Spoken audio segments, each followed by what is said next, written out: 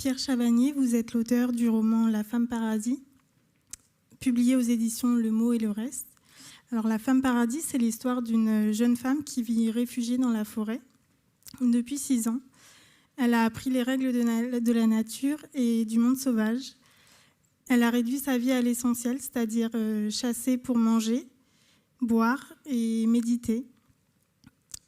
Elle a réduit simplement sa vie à la survie. Elle a fui, mais on ne sait pas quoi, ni pourquoi. D'ailleurs, on ne sait rien de cette femme, pas même son nom. Et un jour, une détonation va bousculer son quotidien. Et là vont ressurgir des souvenirs dont le lecteur va pouvoir assembler petit à petit pour comprendre cette femme qui est à la fois forte et fragile. Alors ma première question, c'est pourquoi avoir choisi une femme comme héroïne de votre roman ? Ça s'est imposé assez rapidement. Je sortais, donc c'est mon 3e roman, et je sortais d'un livre sur un duelliste qui a failli s'appeler les âmes vertueuses, enfin les malvertus, donc vraiment sur un homme et toutes les qualités viriles d'un homme au XVIIe siècle qui se battait. Et il y avait énormément de personnages, énormément de dialogues, de péripéties, avec une langue très travaillée du XVIIe siècle. Et j'ai choisi d'écrire un livre sans dialogue, quasiment sans dialogue, avec un personnage seul, solitaire, où on ne peut pas avoir d'échange. Et ça s'est imposé à moi que ça soit une femme, en fait, de prendre le contre-pied de tout ce que j'avais fait auparavant. Et je pense qu'avec un homme, beaucoup de ses réactions seraient interprétées différemment. Et parce qu'il y a une violence en elle, il y a beaucoup de beauté, beaucoup de poésie, il y a beaucoup de fragilité, mais il y a aussi beaucoup de force qu'elle n'arrive pas à maîtriser, c'est-à-dire qui se transforme en rage. Et si ça avait été un homme, on aurait pu projeter un autre imaginaire sur cette personne. Alors que là, quand j'en parle à certains lecteurs, il y a des personnes qui voient en elle une écoféministe, qui s'assume, qui essaye de prendre en charge sa vie et d'affronter la nature, et d'autres qui en voient plutôt une sorte de Rambo féminin, en fait. Et c'est les deux bords de l'échiquier politique. Et c'est assez drôle de voir ça, parce que chacun s'approprie sa femme paradis et projette son imaginaire dessus. Donc j'ai réussi mon coup, c'est-à-dire que j'ai assez décrit pour que ça soit très lisible et vivant, mais j'ai laissé assez de creux pour qu'on puisse y projeter tout ce qu'on veut, en fait. Et vous dites que dans votre dernier roman, il y avait beaucoup de dialogues. Là, il n'y en a pas, mais la femme parle de son écriture à travers un journal intime. Est-ce que vous avez projeté les dialogues comme ça, finalement ? Oui, alors ça, c'était mon astuce pour ne pas respecter ma consigne. Donc en fait, il y a une double narration. Moi, j'ai énormément d'idées pour des romans. J'en ai même trop. Il faut choisir. Mais je sais que j'ai un roman quand j'ai une voix dans la tête qui fonctionne. C'est-à-dire, pour avoir une histoire, pour moi, un roman, c'est une histoire et un ton, une voix. Et donc cette voix, c'était une voix féminine, mais ce n'était pas celle de la femme paradis. Et en fait, cette narration lente, ample, mais qui n'est pas jugeant, qui ne rentre pas dans la tête des personnages, ce n'est pas un narrateur omniscient. Pour moi, c'est la voix de la nature. Et j'avais mon narrateur de l'histoire, c'est la nature quelque part qui raconte l'histoire.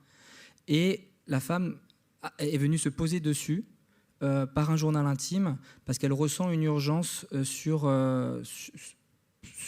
sa vie, sur le danger. Et alors qu'elle est restée muette quasiment toute sa vie, c'est une personne, c'est juste une silhouette, elle ressent le besoin de s'exprimer, pour laisser quelque chose.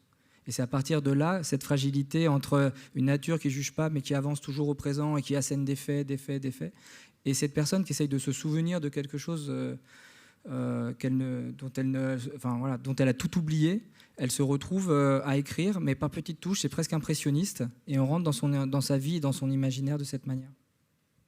D'accord. Et alors, on sait très peu de choses de cette femme, mais vous avez mis des petites touches de sa vie du passé. Comment vous avez choisi ces éléments-là ? En fait, le roman, à l'origine, il n'est pas sur la femme. C'est ça qui était intéressant, c'était vraiment sur la nature. Et pour moi, mon objectif, c'était vraiment faire un livre de nature writing, donc vraiment à l'américaine, c'est-à-dire ne pas faire de concessions avec des noms de lieux qui s'ancrent sur un territoire.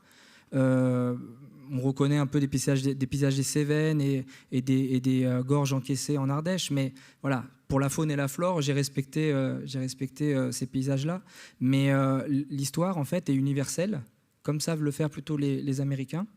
Et ça s'inscrit plutôt dans une logique de Jim Harrison ou de Cormac McCarthy, qui eux ont des personnages masculins très forts en fait. Bon, Jim Harrison avait Dalva, mais on se retrouve à vouloir créer une femme dans un univers ultra hostile et d'essayer de le faire de manière pas onirique mais poétique et réaliste.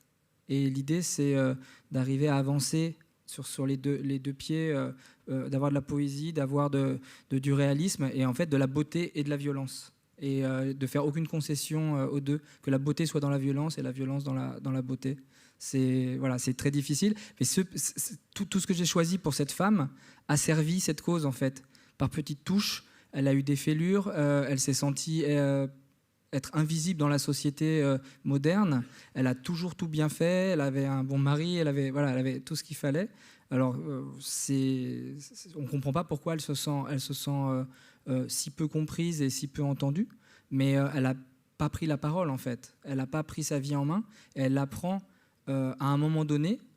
Alors là, c'est là que c'est assez particulier, c'est que ce n'est pas un roman d'initiation. Habituellement, dans ce genre d'histoire, on voit toujours quelqu'un débarquer dans un univers hostile et puis on voit sa capacité d'adaptation. Là, on prend la personne, elle est, je crois, au bout de 6 ans dans la forêt.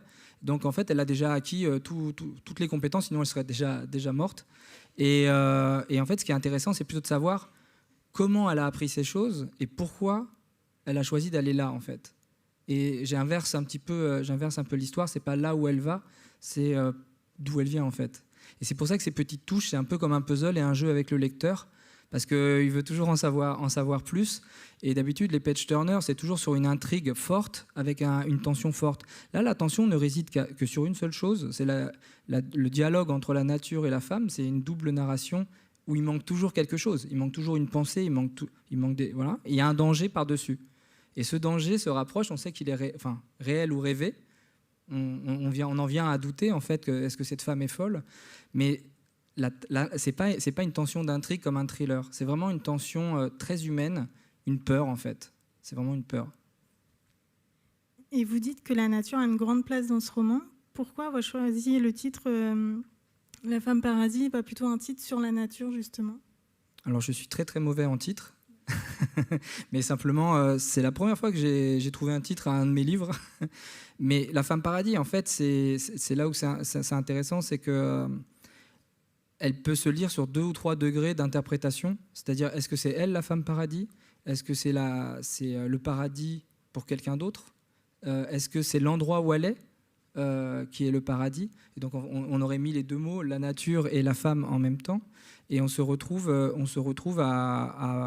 ne pas le savoir en tant que lecteur, et donc à ne pas connaître, à ne pas deviner la fin du roman, qui un peu révèle tout ça. Quel est son paradis est-ce qu'il est présent, passé ou futur ?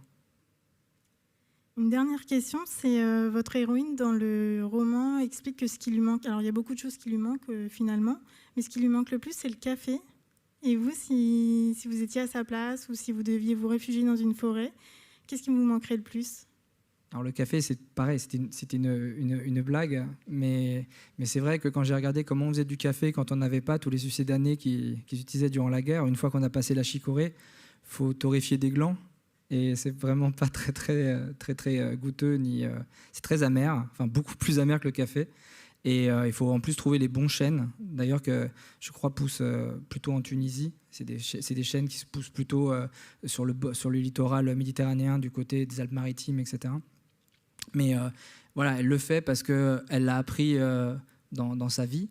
Mais le café, là où c'est une plaisanterie, c'est qu'aujourd'hui, on peut vivre avec presque n'importe quoi, mais il nous manque toujours quelque chose. Et elle, dans sa vie de tous les jours, il lui manque ce petit rituel du café qui est quelque part une drogue qui fait battre le cœur un peu plus vite et qui lui donne des émotions. Et c'est pour ça que j'ai placé le café à ce moment-là. Moi, je pense que je pourrais m'en passer. Moi, je prendrais du thé, peut-être. Alors maintenant, on va écouter un extrait de votre livre qui se déroule au tout début pour comprendre un peu cette femme qui est prête à tout pour survivre.